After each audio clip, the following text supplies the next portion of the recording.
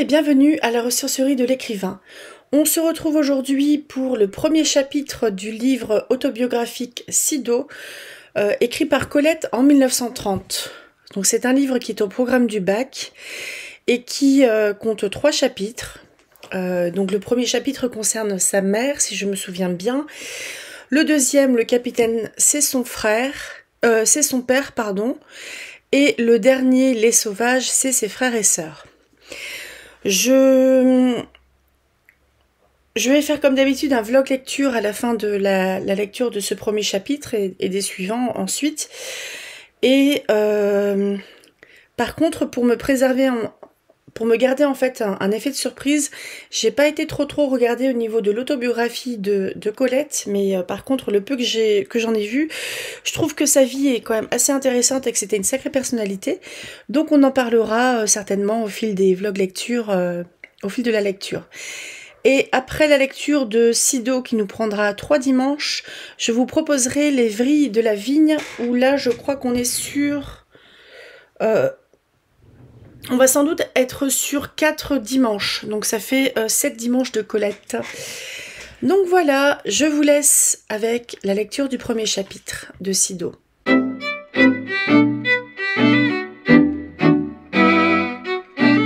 Et pourquoi cesserais-je d'être de mon village ? Il n'y faut pas compter. Te voilà bien fier, mon pauvre minet chéri, parce que tu habites Paris depuis ton mariage.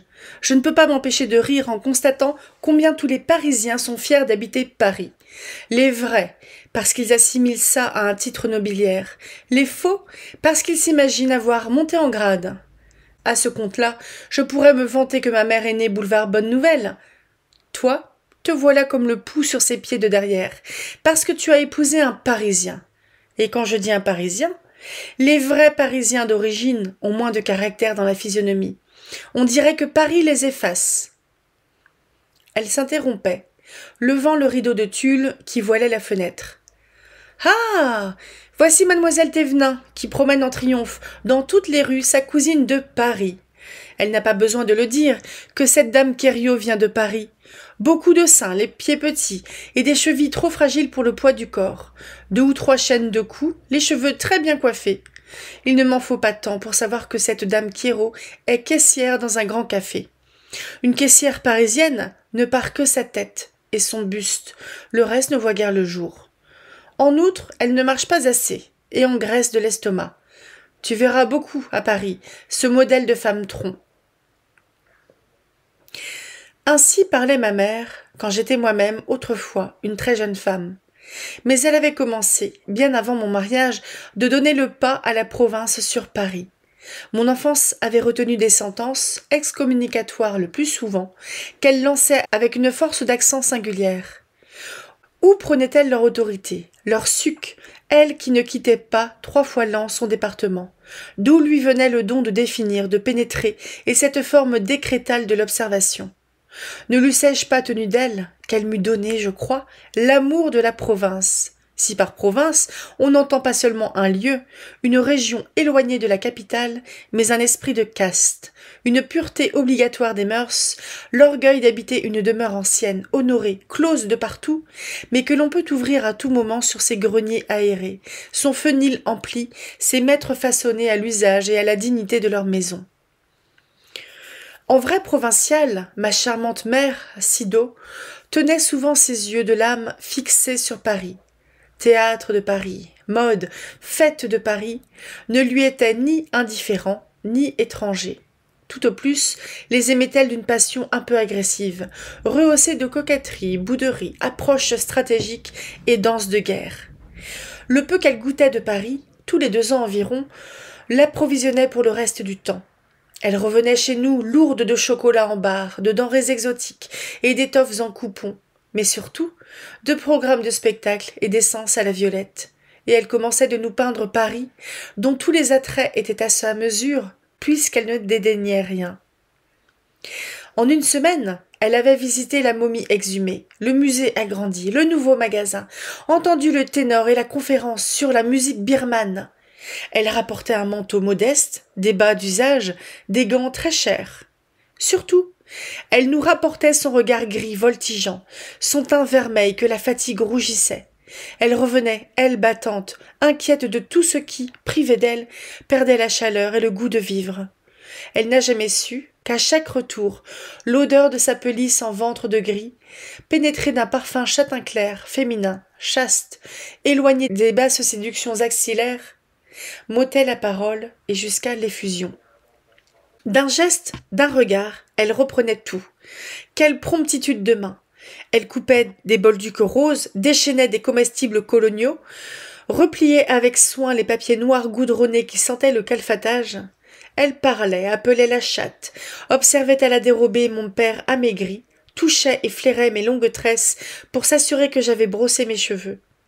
Une fois qu'elle dénouait un cordon d'or sifflant, elle s'aperçut qu'au géranium prisonnier contre la vitre d'une des fenêtres, sous le rideau de tulle, un rameau pendait, rompu, vivant encore. La ficelle d'or à peine déroulée s'enroula 20 fois autour du rameau rebouté, étayé d'une petite éclisse de carton. Je frissonnais et crus frémir de jalousie alors qu'il s'agissait seulement d'une résonance poétique, éveillée par la magie du secours efficace scellé d'or. Il ne lui manquait, pour être une provinciale type, que l'esprit de dénigrement. Le sens critique en elle se dressait, vigoureux, versatile, chaud et gai comme un jeune lézard. Elle happait au vol le trait marquant, la tare, signalait d'un éclair des beautés obscures et traversait, lumineuse, des cœurs étroits. « Je suis rouge, n'est-ce pas ?» demanda-t-elle au sortir de quelque âme en forme de couloir. Elle était rouge, en effet. Les pythonisses authentiques, ayant plongé au fond d'autrui, émergent à demi suffoquées. Une visite banale, parfois, la laissait cramoisie, et sans force, au bras du grand fauteuil capitonné, en reps vert. « Ah, c'est Viveney, que je suis fatiguée. C'est Viveney, mon Dieu !»« Qu'est-ce qu'ils t'ont fait, maman ?» J'arrivais de l'école, et je marquais ma petite mâchoire, en croissant, dans un talon de pain frais, comblé de beurre et de gelée de framboise. « Ce qu'ils m'ont fait ! Ils sont venus. Que m'auraient-ils fait d'autre et de pire ? Les deux jeunes époux en visite de noces, flanqués de la mère Viveney. Ah, c'est Viveney !» Elle ne m'en disait guère plus. Mais plus tard, quand mon père rentrait, j'écoutais le reste. « Oui, contait ma mère, des mariés de 4 jours. Quelle inconvenance! Des mariés de 4 jours. Cela se cache, ne traîne pas dans les rues, ne s'étale pas dans des salons, ne s'affiche pas avec une mère de la jeune mariée ou du jeune marié. Tu ris? Tu n'as aucun tact. J'en suis encore rouge d'avoir vu cette jeune femme de 4 jours. Elle était gênée, elle, au moins. Un air d'avoir perdu son jupon ou de s'être assise sur un banc frais peint. Mais lui, l'homme, une horreur. Des pouces d'assassin et une paire de tout petits yeux embusqués au fond de ses 2 grands yeux. Il appartient à ce genre d'hommes qui ont la mémoire des chiffres, qui mettent la main sur leur cœur quand ils mentent et qui ont soif l'après-midi, ce qui est un signe de mauvais estomac et de caractère acrimonieux. « Pan !» applaudissait mon père. Bientôt j'avais mon tour, pour avoir sollicité la permission de porter des chaussettes l'été. « Quand auras-tu fini de vouloir imiter Mimi Antonin, dans tout ce qu'elle fait, chaque fois qu'elle vient en vacances chez sa grand-mère? Mimi Antonin est de Paris, et toi, d'ici. C'est l'affaire des enfants de Paris de montrer l'été leur flûte, sans bas, et l'hiver leurs pantalons trop courts et de pauvres petites fesses rouges. Les mères parisiennes remédient à tout, quand leurs enfants grelottent, par un petit tour de cou en Mongolie blanche. Par les très grands froids, elles ajoutent une toque assortie. Et puis, on ne commence pas à 11 ans à porter des chaussettes. Avec les mollets que je t'ai faits, mais tu aurais l'air d'une sauteuse de corde, et il ne te manquerait plus qu'une sébile en fer blanc. » Ainsi parlait-elle, et sans chercher jamais ses mots, ni quitter ses armes. J'appelle armes ces 2 paires de verres, un couteau de poche, souvent une brosse à habits, un sécateur, de vieux gants, parfois le sceptre d'osier, épanoui en raquette trilobée, qu'on nomme tapette et qui sert à fouetter les rideaux et les meubles.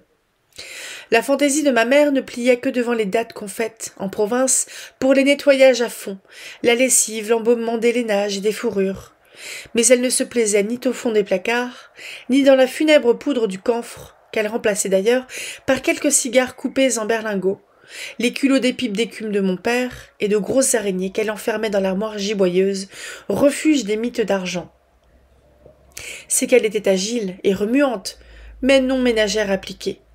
Propre, net, dégoûté, mais loin du génie maniaque et solitaire qui compte les serviettes, les morceaux de sucre et les bouteilles pleines. La flanelle en main, et surveillant la servante qui essuyait longuement les vitres en riant aux voisins, il lui échappait des cris nerveux, d'impatients appels à la liberté.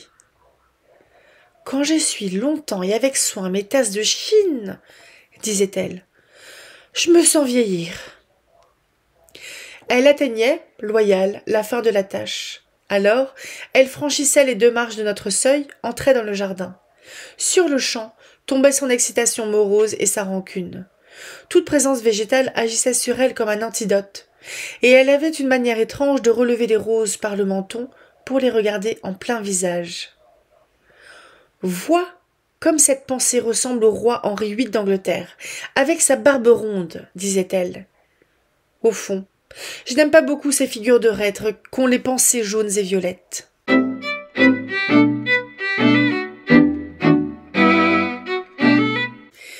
Dans mon quartier natal, on n'eût pas compté 20 maisons privées de jardin.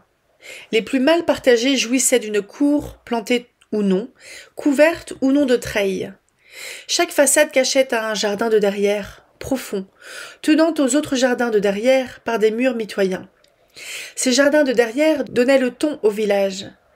On y vivait l'été, on y lessivait, on y fendait le bois l'hiver, on y besognait en toute saison, et les enfants, jouant sous les hangars, perchaient sur les ridelles des chars à foin dételés.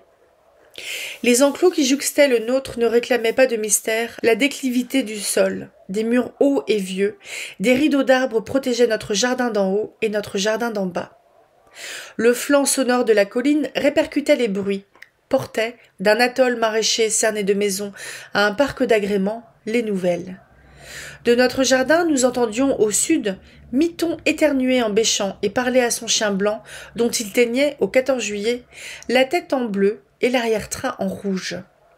Au nord, la mère Adolphe chantait un petit cantique en botelant des violettes pour l'autel de notre église foudroyée, qui n'a plus de clocher. À l'est, une sonnette triste annonçait chez le notaire la visite d'un client. Que me parle-t-on de la méfiance provinciale? Belle méfiance! Nos jardins se disaient tout. Oh! Aimable vie polissée de nos jardins! Courtoisie, aménité de potager à fleuristes et de bosquets à basse-cour.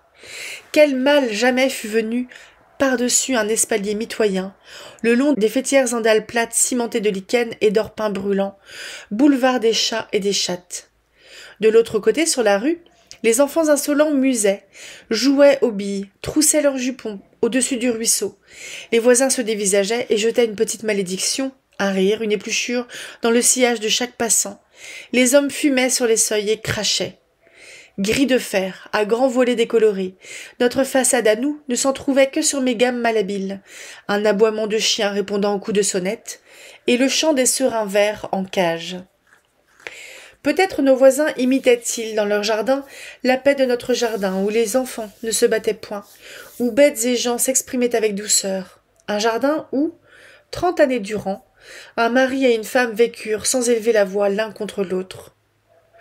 Il y avait dans ce temps-là de grands hivers, de brûlants étés. J'ai connu depuis des étés dont la couleur, si je ferme les yeux, est celle de la terre eau creuse, fendillée entre les tiges du blé, et sous la géante ombelle du panais sauvage, celle de la mer grise ou bleue. Mais aucun été, sauf ceux de mon enfance, ne commémore le géranium écarlate et la hampe enflammée des digitales. Aucun hiver n'est plus d'un blanc pur à la base d'un ciel bourré de nues ardoisées, qui présageait une tempête de flocons plus épais, puis un dégel illuminé de 1000 gouttes d'eau et de bourgeons lancés au lait. Ce ciel pesait sur le toit, chargé de neige des greniers à fourrage, le noyer nu, la girouette, et pliait les oreilles des chattes. La calme et verticale chute de neige devenait oblique, un faible ronflement de mer lointaine se levait sur ma tête encapuchonnée, tandis que j'arpentais le jardin, happant la neige volante. Avertie par ses antennes, ma mère s'avançait sur la terrasse, goûtait le temps, me jetait un cri. « La bourrasque d'ouest! Cours! Ferme les lucarnes du grenier! La porte de la remise aux voitures! Et la fenêtre de la chambre du fond! » Mousse exaltée du navire natal, je m'élançai, claquant des sabots, enthousiasmé, si du fond de la mêlée blanche et bleue noire, sifflante, un vif éclair, un bref roulement de foudre, enfants d'Ouest et de février, comblaient tous deux un des abîmes du ciel. Je tâchais de trembler, de croire à la fin du monde. Mais dans le pire du fracas, ma mère, l'œil sur une grosse loupe cerclée de cuivre, s'émerveillait, comptant les cristaux ramifiés d'une poignée de neige qu'elle venait de cueillir aux mains même de l'Ouest, ruée sur notre jardin. Ô géranium, ô digital! Celle-ci, fusant des bois taillis, ceux-là, en rampe allumée au long de la terrasse. C'est de votre reflet que ma joue d'enfant reçut un don merveille. Car Sido émet au jardin le rouge, le rose, les sanguines filles du rosier, de la croix de Malte, des hortensias et des bâtons de Saint-Jacques, et même le coqueret alquicange, encore qu'elle accusât sa fleur, veinée de rouge sur pulpe rose, de lui rappeler un mou de veau frais. À contre-cœur, elle faisait pacte avec l'Est. « Je m'arrange avec lui, disait-elle. Mais elle demeurait pleine de suspicions et surveillait, entre tous les cardinaux et collatéraux, ce point glacé, traître, au jeu meurtrier. Elle lui confiait des bulbes de muguet, quelques bégonias et des crocus mauves, veilleuses des froids crépuscules.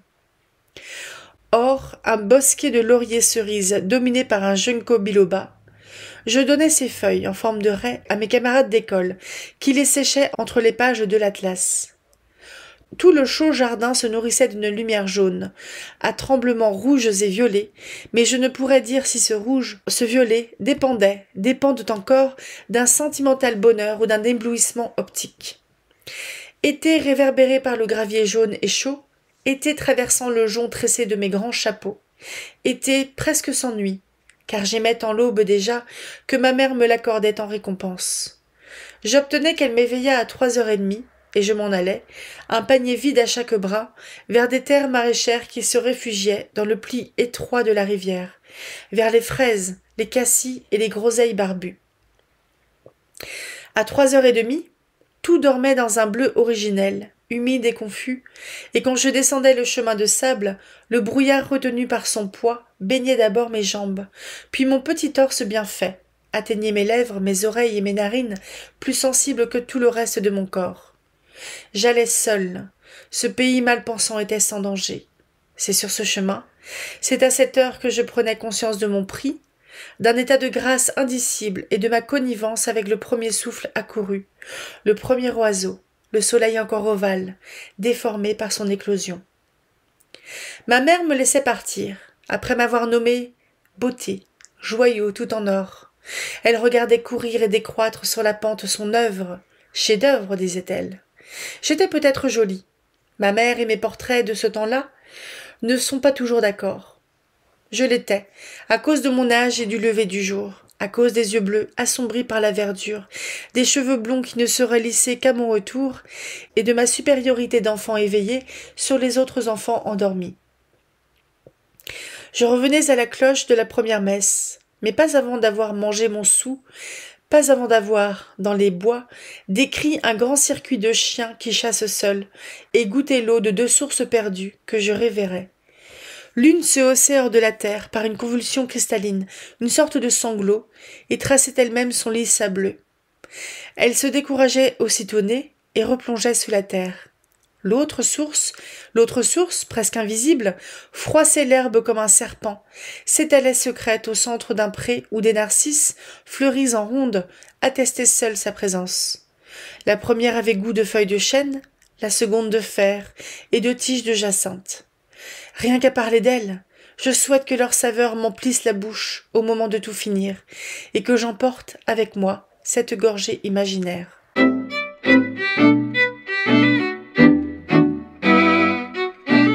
Entre les points cardinaux auxquels ma mère dédiait des appels directs, des répliques qui ressemblaient, oui du salon, à de brefs soliloques inspirés, et les manifestations, généralement botaniques de sa courtoisie, entre Sèbe et la rue des Vignes, entre la mère Adolphe et madame de Fourolle, une zone de points collatéraux, moins précise et moins proche, prenait contact avec nous par des sons et des signaux étouffés. Mon imagination, mon orgueil enfantin, situait notre maison au centre d'une rose de jardin, de vent, de rayons, dont aucun secteur n'échappait tout à fait à l'influence de ma mère. Bien que ma liberté, à toute heure, dépendît d'une escalade facile, une grille, un mur, un toiton incliné, l'illusion et la foi me revenaient dès que j'atterrissais au retour sur le gravier du jardin. Car après la question « D'où viens-tu » et le rituel froncement de sourcils, ma mère reprenait son tranquille, son glorieux visage de jardin, beaucoup plus beau que son soucieux visage de maison. De par sa suzeraineté et sa sollicitude, les murs grandissaient. Des terres inconnues remplaçaient les enclos que j'avais, sautillant de mur à mur, de branche à branche, aisément franchis, et j'assistais aux prodiges familiers. « C'est vous que j'entends, Seb » criait ma mère. « Avez-vous vu ma chatte ?» Elle repoussait en arrière la grande capeline de paille rousse, qui tombait sur son dos, retenue à son cou par un ruban de taffetas marron, et elle renversait la tête pour offrir au ciel son intrépide regard gris, son visage couleur de pomme d'automne. Sa voix frappait-elle l'oiseau de la girouette, la bondrée planante, la dernière feuille du noyer, ou la lucarne qui avalait, au petit matin, les chouettes. Ô surprise! Ô certitude! D'une nue à gauche, une voix de prophète enrhumé versait un « Non, Madame Colette !» qui semblait traverser à grand-peine une barbe en anneaux, des pelotes de brume, et glisser sur des étangs fumants de froid. Ou bien « Oui, Madame Colette !» chantait à droite une voix d'ange aigrelet, probablement branchée sur le cirrus fusiforme qui naviguait à la rencontre de la jeune lune. « Elle vous a entendu! Elle passe par là !» « Merci !» criait ma mère au jugé. « Si c'est vous, Seb, rendez-moi donc mon piquet et mon cordeau à repiquage. J'en ai besoin pour aligner les laitues. Et faites doucement, je suis contre les hortensias. » À port de songe, fruit d'une lévitation magique, joué de sabbat, le piquet, quenouillé de ses 10 mètres de cordelette, voyageait par les airs, tombait couché aux pieds de ma mère. D'autres fois, elle vouait à des génies subalternes, invisibles, une fraîche offrande. Fidèle au rite, elle renversait la tête, consultait le ciel. « Qui veut de mes violettes double rouge ?» criait-elle. « Moi, Madame Colette !» répondait l'inconnaissable de l'Est, plaintif et féminin. « Prenez !» Le petit bouquet, noué d'une feuille aqueuse de jonquille, volait en l'air, recueilli avec gratitude par l'Orient plaintif. « Qu'elles sentent donc bon! Dire que je n'arrive pas à élever les pareilles !» Naturellement, pensai-je, et j'étais près d'ajouter « c'est une question de climat ». Levée au jour, parfois devançant le jour, ma mère accordait aux points cardinaux, à leurs dons comme à leurs méfaits, une importance singulière. C'est à cause d'elle, par tendresse invétérée, que dès le matin, et du fond du lit, je demande « D'où vient le vent ?» À quoi l'on me répond « Il fait bien joli, c'est plein de passereaux dans le palais royal. Il fait vilain, un temps de saison. » Il me faut maintenant chercher la réponse en moi-même, guetter la course du nuage, le ronflement marin de la cheminée, réjouir ma peau du souffle d'ouest, humide, organique et lourd de signification, comme la double haleine divergente d'un monstre amical. À moins que je ne me replie haineusement devant la bise d'Est, l'ennemi, le beau froid sec est son cousin du Nord. Ainsi faisait ma mère, coiffant de cornets en papier toutes les petites créatures végétales assaillies par la lune rousse. « Il va geler. La chatte danse, » disait-elle. Son ouïe, qu'elle garda fine, l'informait aussi, et elle captait des avertissements éoliens. « Écoute, sur Moutier, » me disait-elle. Elle levait l'index et se tenait debout entre les hortensias, la pompe et le massif de rosiers. Là, elle centralisait les enseignements d'ouest par-dessus la clôture la plus basse. « Tu entends ? Rentre le fauteuil, ton livre, ton chapeau. Il pleut sur Moutier. Il pleuvra ici dans 2 ou 3 minutes seulement. » Je tendais mes oreilles sur Moutier. De l'horizon venait un bruit égal de perles versées dans l'eau et la plate odeur de l'étang criblé de pluie vannait sur ses vases verdâtres. Et j'attendais, quelques instants, que les douces gouttes d'une averse d'été, sur mes joues, sur mes lèvres, attestassent l'infaillibilité de celle qu'un seul être au monde, mon père, nommait Sido. Des présages, décolorés par sa mort, errent encore autour de moi. L'un tient au zodiaque, l'autre est purement botanique. Quelques signes jouent avec les vents, les lunaisons, les eaux souterraines. C'est à cause d'eux que ma mère trouvait Paris fastidieux, car il n'était libre, efficace, péremptoire qu'au plein air de notre province. Pour vivre à Paris, me confiait-elle, il m'y faudrait un beau jardin. Et encore. Ce n'est pas dans un jardin de Paris que je pourrais cueillir et coudre pour toi, sur un petit carton, les grands grains d'avoine barbus qui sont de si sensibles baromètres. Je me gourmande d'avoir égaré, jusqu'au dernier, ces baromètres rustiques, grains d'avoine dont les deux barbes, aussi longues que celles des crevettes bouquets, viraient, crucifiées sur un carton, à gauche, à droite, prédisant le sec et le mouillé. Sido n'avait pas sa pareille pour feuilleter, en les comptant, les pelures mi-cassées des oignons. 1, 2, 3 robes! 3 robes sur l'oignon! Elle laissait choir lunettes ou binocles sur ses genoux, ajoutait pensivement. C'est signe de grand hiver. Je ferai habiller de paille la pompe. D'ailleurs, la tortue s'est déjà enterrée, et les écureuils autour de la Guillemette ont volé les noix et les noisettes en quantité pour leurs provisions. Les écureuils savent toujours tout. Annonçait-on dans un journal le dégel? Ma mère haussait l'épaule, riait de mépris. Le dégel? Les météorologues de Paris ne m'en apprendront pas. Regarde les pattes de la chatte. Frileuse, la chatte, en effet, pliait sous elle des pattes invisibles et serrait fortement les paupières. Pour un petit froid passager, continua Sido, la chatte se roule en turban, le nez contre la naissance de la queue. Pour un grand froid, elle gare la plante de ses pattes de devant et les roule en manchon. Sur des gradins de bois peints en vert, elle entretenait toute l'année des reposoirs de plantes en pot. Géranium rare, rosier nain, reine des prés au panache de brume blanche et rose, quelques plantes grasses poilues et trapues comme des crabes, des cactus meurtriers.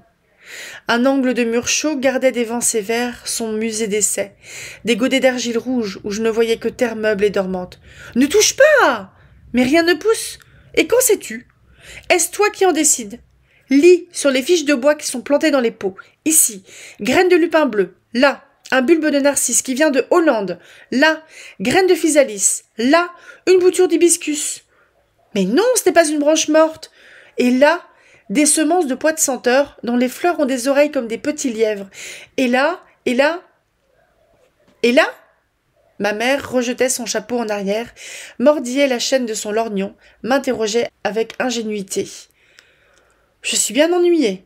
Je ne sais plus si c'est une famille de bulbes de crocus que j'ai enterrés, ou bien une chrysalide de pan de nuit. Il n'y a qu'à gratter pour voir. Une main preste arrêtait la mienne. Que n'a-t-on moulé, peint, ciselé, cette main de Sido, brunie, tôt gravée de rides par les travaux ménagers, le jardinage, l'eau froide et le soleil, ses doigts longs bien façonnés en pointe, ses beaux ongles ovales et bombés. À aucun prix! Si c'est la chrysalide, elle mourra au contact de l'air. Si c'est le crocus, la lumière flétrira son petit rejet blanc, et tout sera à recommencer. Tu m'entends bien, tu n'y toucheras pas. Non, maman. À ce moment, son visage, enflammé de foi, de curiosité universelle, disparaissait sous un autre visage plus âgé, résigné et doux. Elle savait que je ne résisterais pas, moi non plus, au désir de savoir, et qu'à son exemple je fouillerais, jusqu'à son secret, la terre du pot à fleurs. Elle savait que j'étais sa fille, moi qui ne pensais pas à notre ressemblance, et que déjà je cherchais, enfant, ce choc, ce battement accéléré du cœur, cet arrêt du souffle, la solitaire ivresse du chercheur de trésors. Un trésor, ce n'est pas seulement ce que couvre la terre, le roc ou la vague. La chimère de l'or et de la gemme n'est qu'un informe mirage. Il importe seulement que je dénude et hisse au jour ce que l'œil humain n'a pas, avant le mien, touché. J'allais donc, grattant à la dérobée le jardin d'essai, surprendre la griffe ascendante du cotylédon, le viril surgeon que le printemps chassait de sa gaine. Je contrariais l'aveugle dessein que poursuit la chrysalide d'un noir brun bilieux et la précipiter d'une mort passagère au néant définitif. Tu ne comprends pas. Tu ne peux pas comprendre. Tu n'es qu'une petite meurtrière de 8 ans, de 10 ans. Tu ne comprends rien encore à ce qui veut vivre. Je ne recevais pas, en paiement de mes méfaits, d'autres punitions. Celle-là m'était d'ailleurs assez dure. Sido répugnait à toute hécatombe de fleurs. Elle, qui ne savait que donner, je l'ai pourtant vue refuser les fleurs qu'on venait parfois quêter pour parer un corbillard ou une tombe. Elle se faisait dure, fronçait les sourcils et répondait non d'un air vindicatif. « Mais c'est pour le pauvre monsieur Enfer, qui est mort hier à la nuit. La pauvre madame Enfer fait peine. Elle dit qu'elle voudrait voir partir son fils, son mari sous les fleurs, que ce serait sa consolation. Vous qui avez de si belles roses mousses, madame Colette. Mais rose mousse? Quelle horreur! Sur un mort! » Après ce cri, elle se reprenait et répétait. « Non! Personne n'a condamné mes roses à mourir en même temps que monsieur Enfer. » Mais elle sacrifiait volontiers une très belle fleur à un enfant très petit, un enfant encore sans parole, comme le petit qu'une mitoyenne de l'Est lui apporta par orgueil un jour, dans notre jardin. Ma mère blâma le maillot trop serré du nourrisson, dénoua le bonnet à 3 pièces, l'inutile fichu de laine, et contempla à l'aise les cheveux en anneaux de bronze, les joues, les yeux noirs sévères et vastes d'un garçon de 10 mois, plus beau vraiment que tous les autres garçons de 10 mois.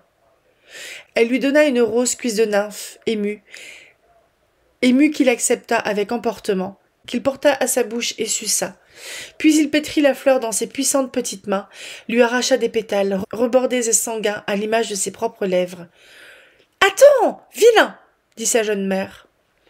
Mais la mienne applaudissait, des yeux et de la voix, au massacre de la rose, et je me taisais, jalouse. Elle refusait régulièrement aussi de prêter géranium double, pélargonium, lobélia, rosier nain et reine des prés au reposoir de la Fête-Dieu, car elle s'écartait, baptisée, mariée à l'église, des puérilités et des fastes catholiques. J'obtins d'elle la permission de suivre le catéchisme entre 11 et 12 ans, et les cantiques du salut. Le 1er mai, comme mes camarades de catéchisme, je couchai le lilas, la camomille et la rose devant l'autel de la Vierge, et je revins, fier de montrer un bouquet béni. Ma mère rit, de son rire irrévérencieux, regarda ma gerbe qui attirait les hannetons au salon jusque sous la lampe. « Crois-tu qu'il ne l'était pas déjà, avant ?» Je ne sais d'où lui venait son éloignement de tout culte. J'aurais dû m'en enquérir. Mes biographes, que je renseigne peu, la peignent tantôt sous les traits d'une rustique fermière, tantôt la traitent de bohème fantaisiste. L'un d'eux, à ma stupeur, va jusqu'à l'accuser d'avoir écrit des œuvrettes littéraires destinées à la jeunesse. Au vrai, cette Française vécut son enfance dans l'Yonne, son adolescence parmi des peintres, des journalistes, des virtuoses de la musique, en Belgique, où s'étaient fixés ses 2 frères aînés. Puis elle revint dans l'Yonne et s'y maria, 2 fois. D'où, de qui lui fut remis sa rurale sensibilité, son goût fin de la province, je ne saurais le dire. Je la chante de mon mieux. Je célèbre la clarté originelle qui, en elle, refoulait, éteignait souvent les petites lumières péniblement allumées au contact de ce qu'elle nommait le commun des mortels. Je l'ai vue suspendre, dans un cerisier, un épouvantail à effrayer les merles, car l'Ouest, notre voisin, enrhumé et doux, secoué d'éternuements en série, ne manquait pas de déguiser ses cerisiers en vieux cheminots et coiffait ses groseilliers de gibus poilus. Peu de jours après, je trouvai ma mère sous l'arbre, passionnément immobile, la tête à la rencontre du ciel, où elle bannissait les religions humaines. « Chut! Regarde !» Un merle noir, oxydé de vert et de violet, piquait les cerises, buvait le jus, déchiquetait la chair rosée. « Qu'il est beau !» chuchotait ma mère. « Et tu vois comme il se sert de sa patte? Et tu vois les mouvements de sa tête et cette arrogance? Et ce tour de bec pour vider le noyau. Et remarque bien qu'il n'attrape que les plus mûrs. Mais maman, l'épouvantail... Chut! L'épouvantail ne le gêne pas. Mais maman, les cerises! Ma mère ramena sur la terre ses yeux couleur de pluie. Les cerises? Ah oui, les cerises!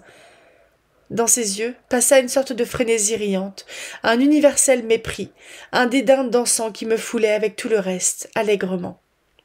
Ce ne fut qu'un moment, non pas un moment unique. Maintenant que je la connais mieux, j'interprète ces éclairs de son visage. Il me semble qu'un besoin d'échapper à tout et à tous, un bond vers le haut, vers une loi écrite par elle seule, pour elle seule, les allumait. Si je me trompe, laissez-moi errer. Sous le cerisier, elle retomba encore une fois parmi nous, lestée de soucis, d'amour, d'enfants et de mari suspendus. Elle redevint bonne, ronde, humble devant l'ordinaire de sa vie. C'est vrai, les cerises.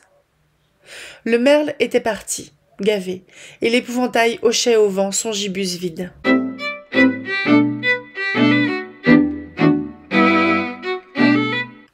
J'ai vu, me contait-elle, moi qui te parle, j'ai vu neiger au mois de juillet. Au mois de juillet? Oui, un jour comme celui-ci. Comme celui-ci. Je répétais la fin de ces phrases. J'avais déjà la voix plus grave que la sienne, mais j'imitais sa manière. Je l'imite encore. Oui, comme celui-ci, dit ma mère, en soufflant sur un flocon impondérable d'argent, arraché au pelage de la chienne havanaise qu'elle peignait. Le flocon, plus fin que le verre filé, s'embarqua mollement sur un petit ruisseau d'air ascendant, monta jusqu'au toit, se perdit dans un excès de lumière. Il faisait beau, reprit ma mère, beau et bon. Vint une saute de vent, une queue d'orage, que la saute de vent emmena et bloqua sur l'est naturellement. Une petite grêle très froide, puis une chute de grosse neige épaisse et lourde. Des roses couvertes de neige, des cerises mûres et des tomates sous la neige, des géraniums rouges qui n'avaient pas eu le temps de refroidir et qui fondaient la neige à mesure qu'elle les recouvrait. Ce sont des tours de celui-là.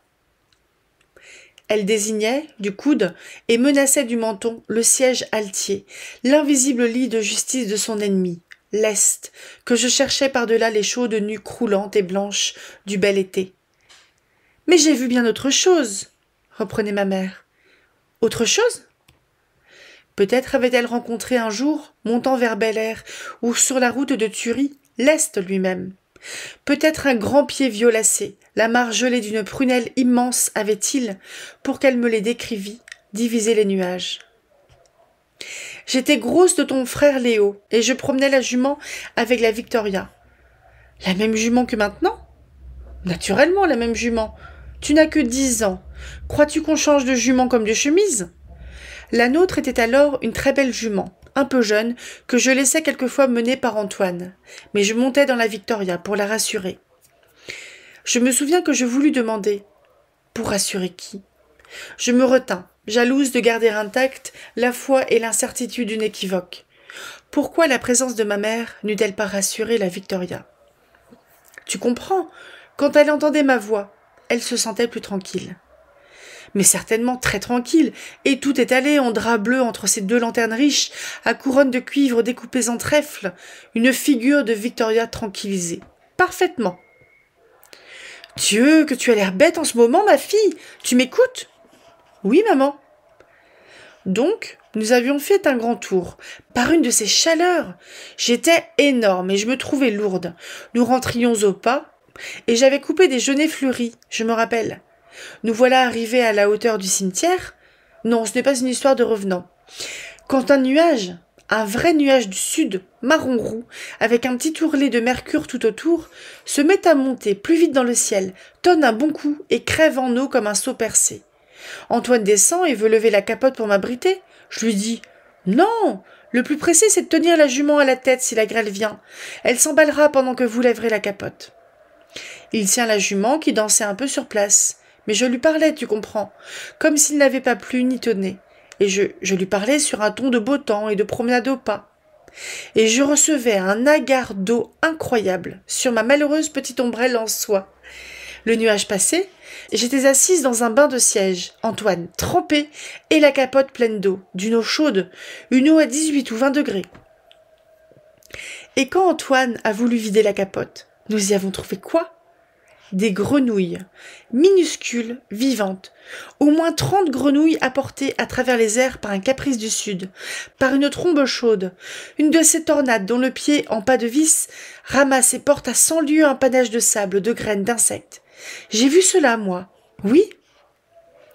Elle brandissait le peigne de fer qui servait à carder la chevelure de la havanaise et les angoras. Elle ne s'étonnait pas que des prodiges météorologiques l'eussent attendue au passage et tutoyée. Vous croirez sans peine qu'à l'appel de Sido, le vent du sud se levait devant les yeux de mon âme, tord sur son pas de vis, empanaché de graines, de sable, papillons morts, raciné au désert de Libye. Sa tête indistincte et désordonnée s'agitait, secouant l'eau et la pluie de grenouilles tièdes. Je suis capable encore de le voir. « Mais que tu as donc l'air bête aujourd'hui, ma fille !»« D'ailleurs, tu es beaucoup plus jolie quand tu as l'air bête. C'est dommage que cela t'arrive si rarement. Tu pêches déjà, comme moi, par excès d'expression. J'ai toujours l'air, quand j'ai garmondé, d'avoir perdu un parent bien-aimé. Quand tu prends l'air bête, tu as les yeux plus grands, la bouche entr'ouverte et tu rajeunis. À quoi penses-tu ? À rien, maman. Je ne te crois pas, mais c'est très bien imité. Vraiment très bien, ma fille. Tu es un miracle de gentillesse et de fadeur.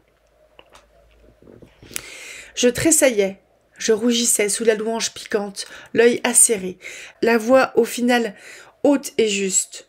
Elle ne m'appelait ma fille que pour souligner une critique ou une réprimande. Mais la voix, le regard étaient prompts à changer. « Oh, mon joyau tout en or ! C'est pas vrai. Tu n'es ni bête ni jolie. Tu es seulement ma petite fille incomparable. Où vas-tu » Comme à tous les inconstants, l'absolution me donnait des ailes, et dûment embrassée, légère, j'apprêtais déjà ma fuite.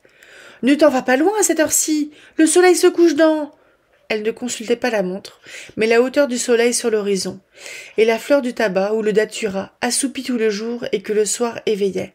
« Dans une demi-heure, le tabac blanc embaume déjà. Veux-tu porter des aconites, des encolis et des campanules chez Adrienne Saint-Aubin et lui rendre la revue des deux mondes ? Change de ruban. Mets-en un bleu pâle. Tu as un teint pour le bleu pâle ce soir. »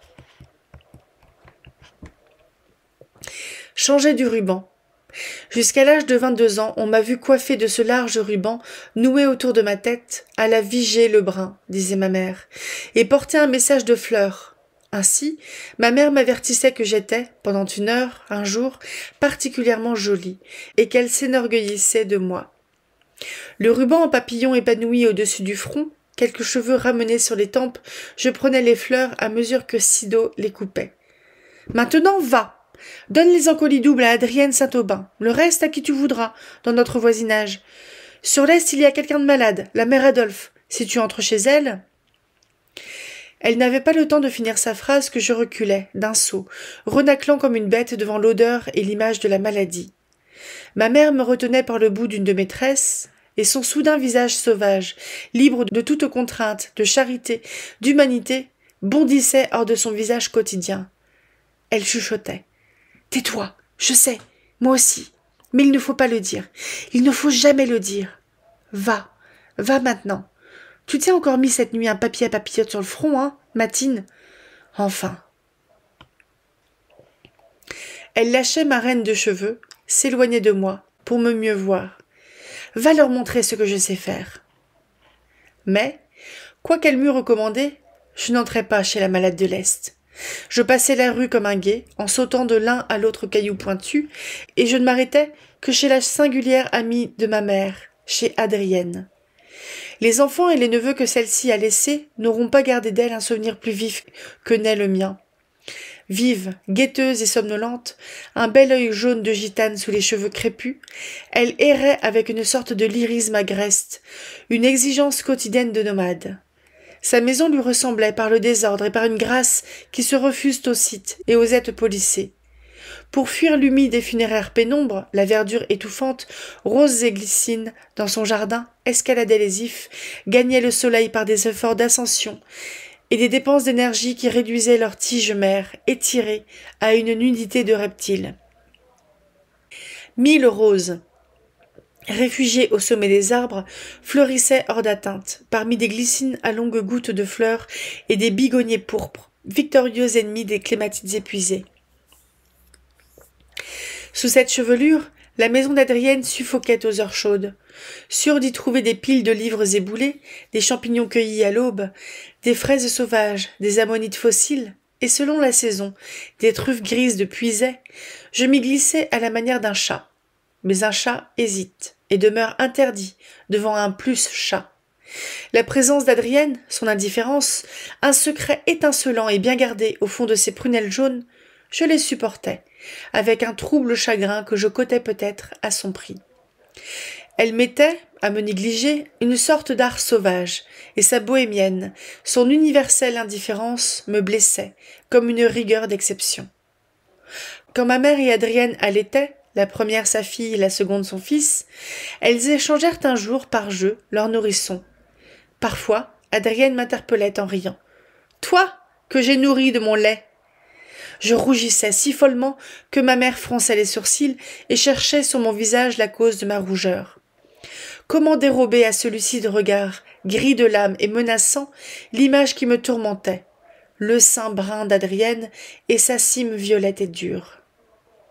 Oubliée chez Adrienne, entre des cubes vacillants de livres, toute la collection de la Revue des Deux Mondes, entre autres, entre les tomes innombrables d'une vieille bibliothèque médicale à odeur de cave, entre des coquillages géants, des simples à demi secs, des pâtés de chat aigris, le chien perdreau, le matou noir à masque blanc qui s'appelait Colette et mangeait le chocolat cru.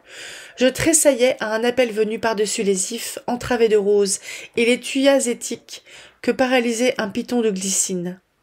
Dans notre maison, surgissant d'une fenêtre comme pour annoncer le feu ou les voleurs, ma mère criait mon nom. Étrange culpabilité d'une enfant sans reproche, je courais. J'apprêtais un air simple, un essoufflement d'étourdi. « Si longtemps chez Adrienne ?» Pas un mot de plus. Mais quel accent! Tant de clairvoyance et de jalousie, en si d'eau. Tant de confusion en moi, refroidir, à mesure que je grandissais, l'amitié des deux femmes. Elles n'eurent jamais d'altercation. Rien ne s'expliqua entre ma mère et moi. Qu'eussions-nous expliqué? Adrienne se gardait de m'attirer ou de me retenir. Ce n'est pas toujours par l'amour que la captation commence. J'avais 10 ans, 11 ans. Il m'a fallu beaucoup de temps pour que j'associasse un gênant souvenir, une certaine chaleur de cœur, la déformation féerique d'un être et de sa demeure, à l'idée d'une première séduction. Sido et mon enfance. L'une et l'autre, l'une par l'autre, furent heureuses, au centre de l'imaginaire étoile à 8 branches, dont chacune portait le nom d'un des points cardinaux et collatéraux. Ma 12e année vit arriver la mauvaise fortune, les départs, les séparations. Réclamée par de quotidiens et secrets héroïsmes, ma mère appartint moins à son jardin, à sa dernière enfant. J'aurais volontiers illustré ces pages d'un portrait photographique.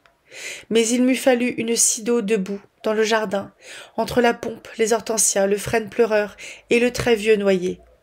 Là, je l'ai laissé, quand je dus quitter ensemble le bonheur et mon plus jeune âge. Là, je l'ai pourtant revu, un moment furtif du printemps de 1928. Inspirée et le front levé, je crois qu'à cette même place, elle convoque et recueille encore les rumeurs, les souffles et les présages qui accourent à elle fidèlement, par les 8 chemins de la rose des vents.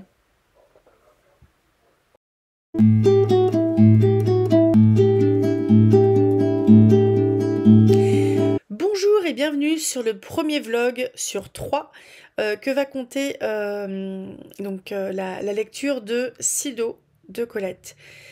J'ai vérifié vite fait. Au final, je crois que je n'ai jamais lu Colette, parce que la petite fadette, j'ai confondu, c'est George Sand.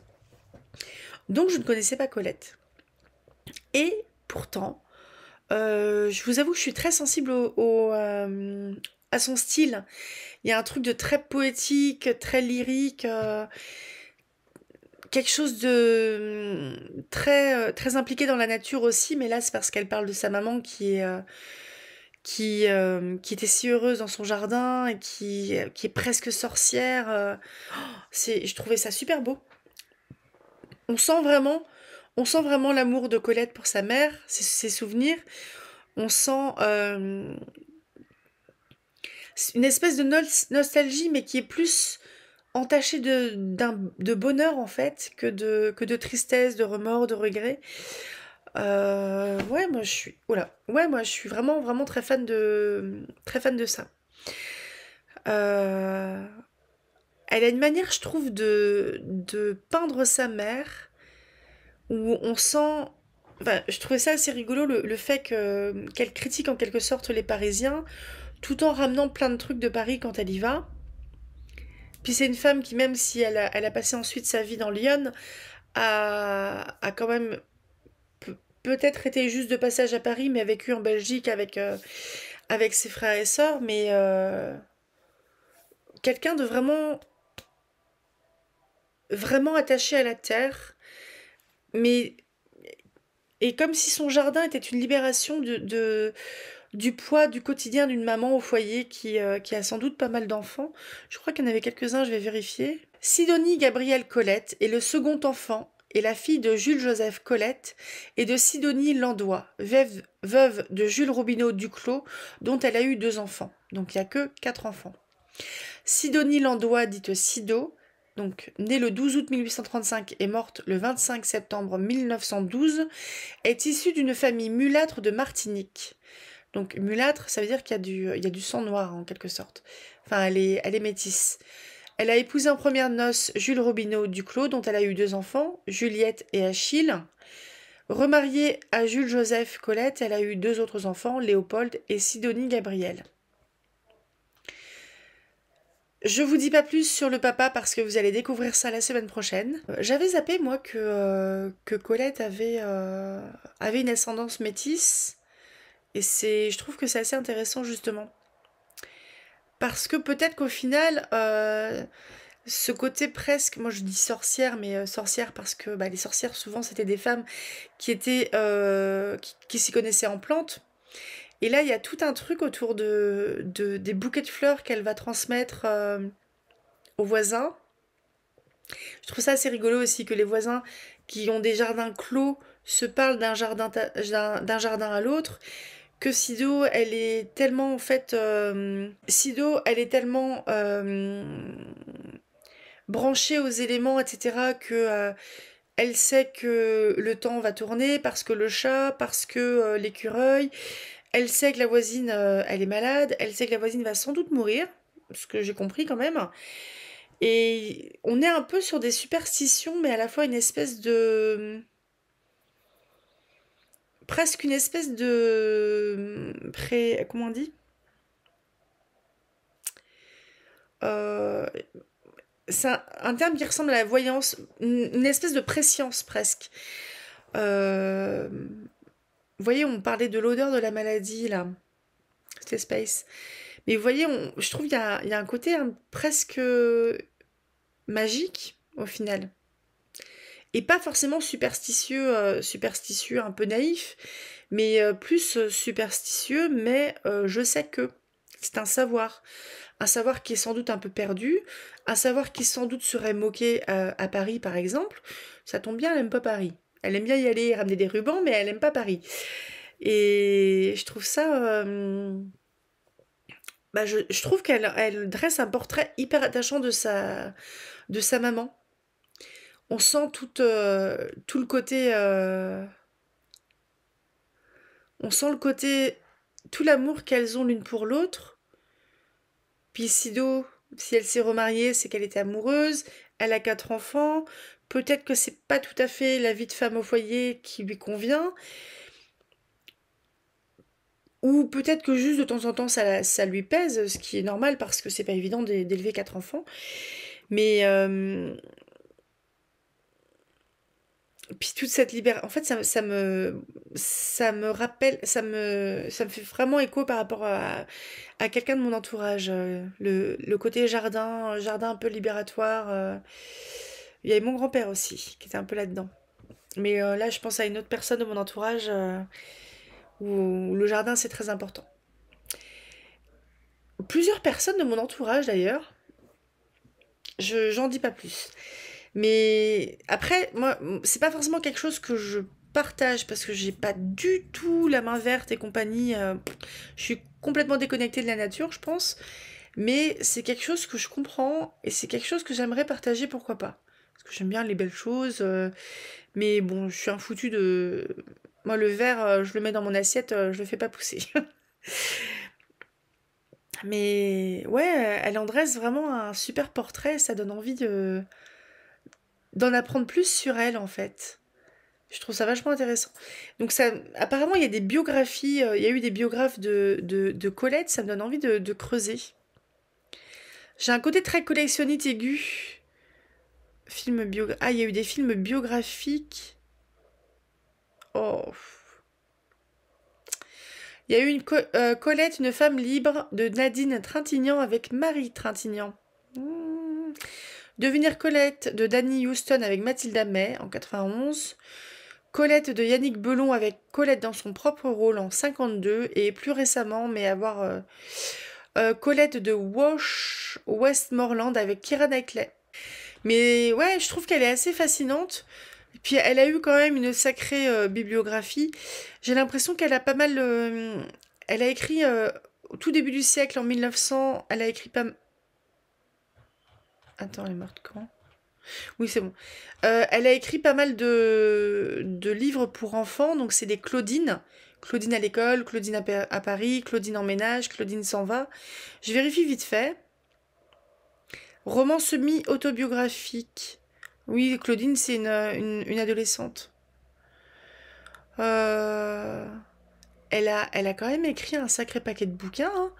En roman, on est à 4, 5, 6, 7, 8, 9, 10, 12, 13, 14, 15, 16, 17, 18, 19, 20. 20 romans et 5 recueils de nouvelles, une pièce de théâtre et d'autres ouvrages, je ne sais pas trop exactement ce que c'est, ça a l'air d'être plus ou moins autobiographique. Parce que le dialogue de Bête, l'envers du musical, Prou, Poussette et quelques autres, etc. Ben, je trouve ça vachement intéressant. Ces correspondances ont été publiées également. Il y a eu des publications posthumes, Belle Saison, Paysages et Portraits.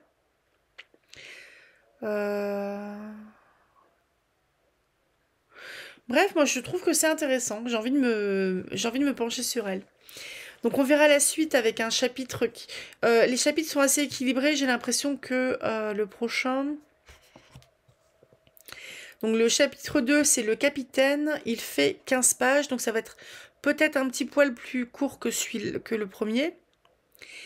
Et les sauvages, donc sur ses frères et sœurs, on est sur 17 pages, ouais, donc on est grosso modo sur les mêmes choses. Mais j'ai hâte de lire tout ça. Donc j'espère que ça vous a plu. N'hésitez pas à me dire si vous connaissez Colette. Moi, je la trouve assez fascinante. Parfois, j'ai envie d'en savoir plus. Donc comme je vous l'ai dit en début de vidéo, Sido, on va le lire en 3 fois. Et L'Évry de la Vigne, approximativement en 4 fois. Donc c'est un recueil de nouvelles. Je verrai pour pas mettre trop de nouvelles en même temps parce que c'est un peu perturbant quand il y a plein de courts textes. Mais voilà, on verra. Je vous souhaite un très bon dimanche. À mercredi pour la prochaine vidéo. Je ne sais pas encore ce que ça sera parce que je tourne 15 jours avec 15 jours d'avance. La fille qui fait vachement une pause. Et n'hésitez pas à me dire si vous avez des suggestions de lecture. Parce que au niveau des contes, je suis moyennement satisfaite. Je pense que je vais basculer sur des nouvelles le samedi pour changer un peu des contes. On verra, hein, parce qu'il y a... Je regardais, il y a pas mal de contes qui ont été écrits par des romanciers aussi, Maupassant, Colette, George Sand, etc. À bientôt. Salut.